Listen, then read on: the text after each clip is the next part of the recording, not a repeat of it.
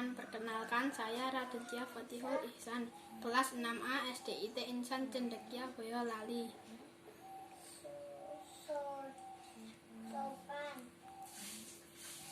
Kalian telah mempelajari perkembangbiakan pada hewan dan tumbuhan, bukan?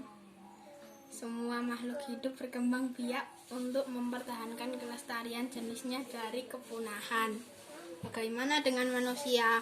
Sebagai makhluk hidup, manusia juga berkembang biak. Jangan lupa untuk like dan subscribe ya. Perkembangbiakan pada manusia diawali dari pertemuan sel telur dengan sel sperma atau disebut pembuahan. Sel telur yang telah bersatu dengan sel sperma membentuk zigot. Kemudian zigot akan terus membelah dan akan menempel pada dinding rahim. Zigot yang telah membelah dan mencapai rahim disebut embrio. Embrio di dalam rahim dikelilingi oleh suatu struktur seperti jari.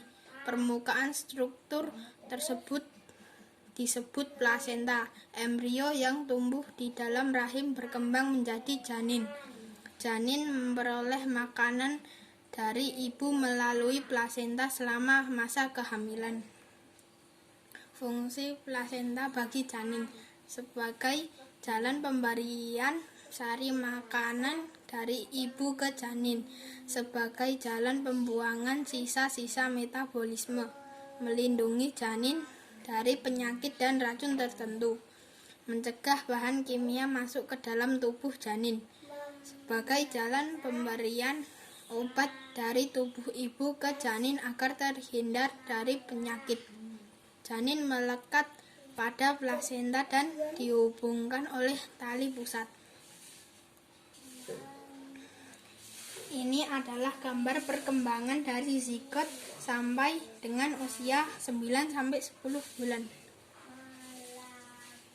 Bulan ke-6, sperma membuahi ovum menjadi zigot, kemudian membelah masuk di uterus dan menempel pada hari ke-11. Minggu ke-4 atau bulan ke-1, bagian tubuh embrio yang muncul pertama muncul akan menjadi tulang belakang, otak dan syaraf tulang belakang. Jantung, sirkulasi darah dan pencernaan juga sudah terbentuk. Minggu ke-8 atau bulan kedua, panjang janin 250 mm.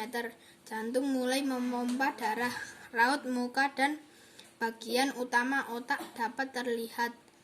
Terbentuk telinga, tulang, dan otot di bawah kulit yang tipis.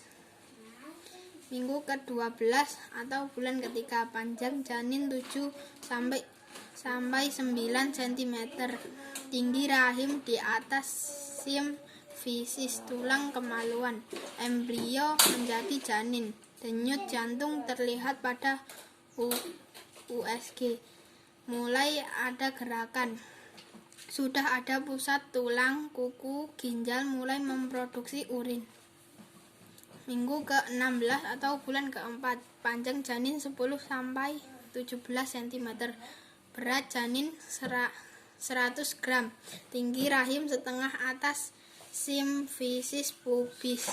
Sistem muskuloskeletal sudah matang. Sistem saraf mulai melakukan kontrol.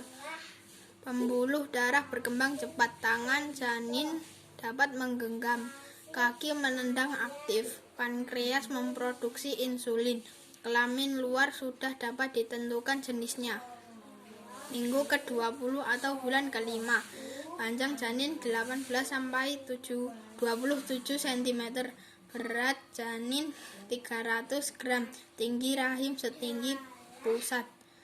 Vernix melindungi tubuh. Lanugo menutupi tubuh dan menjaga minyak pada kulit. Janin membuat jadwal teratur tidur, menelan dan menendang. Minggu ke-24 atau bulan ke-6, panjang janin 28-34 cm. Berat rahim 600 gram. tinggi rahim di atas pusat, berkembangnya sistem pernafasan. Minggu ke-28 atau bulan ke-7. Panjang janin 35-38 cm. Berat janin 1000 gram. Tinggi rahim antara pertengahan pusat. Prosesus Siphoideus. Janin bisa bernafas, menelan dan mengatur suhu. Terbentuk surfaktan dalam paru-paru. Mata mulai membuka dan menutup. Bentuk janin 2/3 bentuk saat lahir. Minggu ke-32 atau bulan ke-8. Panjang janin 42,5 cm. Berat janin 1700 gram. Tinggi rahim 2/3 di atas pusat. Simpanan lemak berkembang di bawah kulit. Janin mulai menyimpan zat besi, kalsium, dan fosfor. Kulit merah dan gerak aktif. Minggu ke-36 atau bulan ke-9. Panjang janin 46 cm. Berat janin 2500 gram. Tinggi rahim setinggi prosesus Siphoideus. Kulit penuh lemak, organ sudah sempurna. Minggu ke-40 atau bulan ke-10. Panjang janin 50 cm. Berat janin 3000 gram. Tinggi rahim 2 jari di bawah prosesus Siphoideus. Kepala janin masuk PAP, pintu atas panggul. Kuku panjang. Testis telah turun. Kulit halus, hampir tidak ada lanugo. Setelah bayi dilahirkan, ibu memberikan air susu kepada bayinya. Air susu ibu ASI merupakan makanan utama bayi yang bergizi. Bayi memerlukan makanan yang cukup untuk tumbuh sehat. Demikian tadi perkembangan janin di dalam rahim mulai dari bulan ke-0 sampai dengan bulan ke-10. Terima kasih, semoga bermanfaat. Wassalamualaikum warahmatullahi wabarakatuh.